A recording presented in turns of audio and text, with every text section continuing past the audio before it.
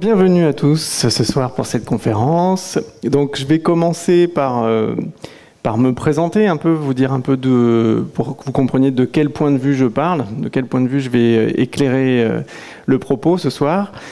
Donc tout de suite pour commencer, vous dire que je ne suis ni médecin, ni psychologue, ni ostéopathe, ni voilà, j'ai aucune casquette officielle patentée par les diplômes, etc. Mon parcours est un parcours assez atypique. Moi, j'ai commencé par m'intéresser à comment aller bien, comment chercher à aller bien, aller de mieux en mieux, comment être centré, etc. Et au fil des expériences, des rencontres, voilà, j'ai commencé au début par du yoga, de la méditation. Et puis au fil des rencontres, donc j'ai fait une pratique qui s'appelle la coécoute, et dans laquelle on apprend à s'écouter mutuellement, on échange de l'attention mutuellement. Donc par exemple, quand on pratiquait, donc au début il y a une formation de base pour apprendre à utiliser l'outil. Et ensuite, on échange de l'attention sous forme de, par exemple, si on a 1 heure à 2 personnes, on va s'écouter une demi-heure chacun, sans s'interrompre, et évidemment, sans jugement, sans conseil, sans rien du tout. On va surtout désapprendre tous les mauvais réflexes d'écoute qu'on a dans la société pour simplement écouter, accueillir l'autre. Et en fait, ce tout simple outil s'est avéré pour moi très très puissant. Ça a été un gros levier de transformation, de guérison. Dans cet outil-là, on est aussi invité à aller vers les émotions et non pas à rester dans le mental, et qui est un peu une présentation de soi, assez superficielle souvent. Donc on est invité à plonger dans les émotions, voilà, on va en parler un petit peu plus dans le fil de la conférence. Donc voilà, pour moi, le gros levier qui m'a permis de rentrer dans le travail personnel, ça a été cette rencontre-là, la coécoute. Voilà, donc ce que j'ai aujourd'hui, ce que j'appelle écoute profonde, c'est ma pratique. Voilà, ça dépend pas de la coécoute, mais évidemment, ça en est encore très imprégné, puisque ça a été ma première empreinte, je dirais.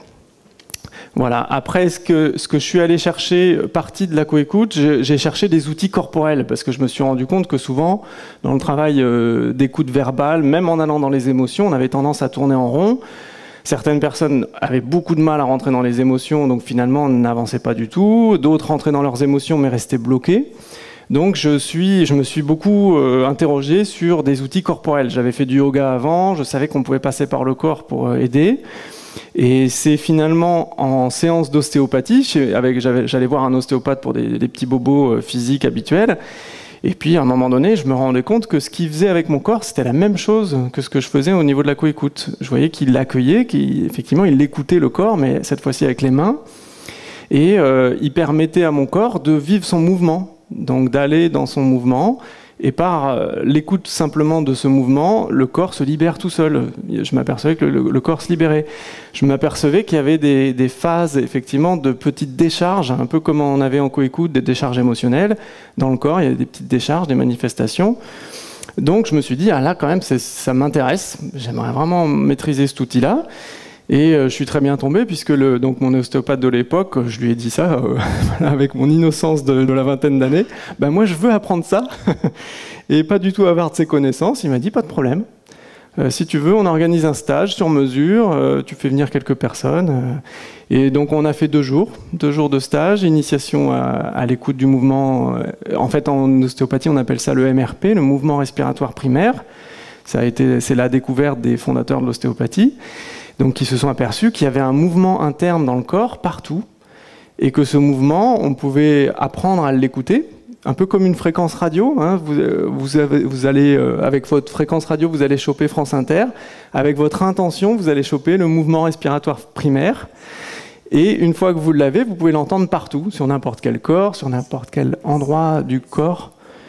Est-ce que tu peux baisser un petit peu, Michel, par rapport au son? Voilà. Voilà, donc du coup, ce MRP, ça a été pour moi une clé énorme pour rentrer dans l'écoute du corps. Et donc mon ostéopathe qui m'avait fait cette formation m'a dit, bah, écoute, voilà, en 2 jours, il me l'a mis entre les mains, il m'a dit, bah, voilà, maintenant tu sens l'écoute fluidique, débrouille-toi, pratique. Donc j'ai pratiqué sur des amis, sur voilà, la famille pendant pas mal d'années, une dizaine d'années, je suis resté comme ça, avec ces outils-là, tranquillement. Professionnellement, je faisais d'autres choses. Et je continuais ces recherches intérieures. Et puis, voilà, j'ai décidé en 2012 de m'installer professionnellement dans cette branche-là, de vraiment développer l'écoute profonde beaucoup plus. Je faisais à l'époque simplement des formations, un peu comme en coécoute, plutôt dans des milieux bénévoles. Et puis, à ce moment-là, quand je me suis installé, j'ai entendu parler d'une formation qui s'appelle la libération du péricarde. Et donc, d'abord, j'ai rencontré Jean-Pierre Chamodeau, que quelqu'un connaît dans la salle. Puis Montserrat Gascon, qui est celle qui a découvert l'importance du péricarde. Donc je vais en parler un peu plus longuement tout à l'heure, mais pour résumer, le péricarde, c'est l'enveloppe du cœur, l'enveloppe protectrice du cœur. Et elle venait de l'ostéopathie, donc avec les mêmes outils, écoute du mouvement respiratoire primaire. Et elle a petit à petit mis au point un outil très très complet, d'approche complètement globale du corps et de l'être, dans toutes ces dimensions, donc on en parlera un peu plus tout à l'heure.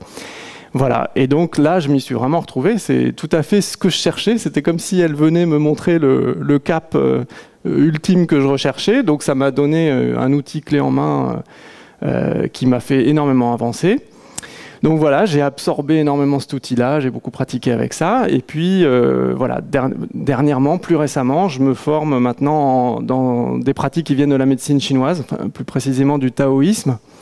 Une méthode, peut-être que certains ont entendu parler, le Qinei-Sang, ça s'appelle. Et le Qinei-Sang, c'est un massage. Donc en médecine chinoise, il y a beaucoup de dimensions, il y a beaucoup d'interventions. Nous, en France, on connaît surtout l'acupuncture. Mais en fait, en médecine chinoise, la médecine chinoise est une pratique complète. Il y a une pharmacopée complète, il y a plein de conseils diététiques, il y a énormément de choses et il y a beaucoup de massages. Et donc le Qinei-Sang, c'est le massage, je dirais, le plus fondamental, où on va masser les organes internes. On libère les organes internes, sachant qu'en médecine chinoise, on dit que les organes internes, il y a 5 organes majeurs qui gouvernent à la fois des fonctions physiques et des fonctions émotionnelles. Et donc, en libérant les organes physiquement, on débloque, on libère les problèmes émotionnels qui sont liés. Voilà. Et donc, évidemment, encore un outil qui apporte beaucoup de compréhension et d'efficacité dans les soins. Voilà pour mon parcours.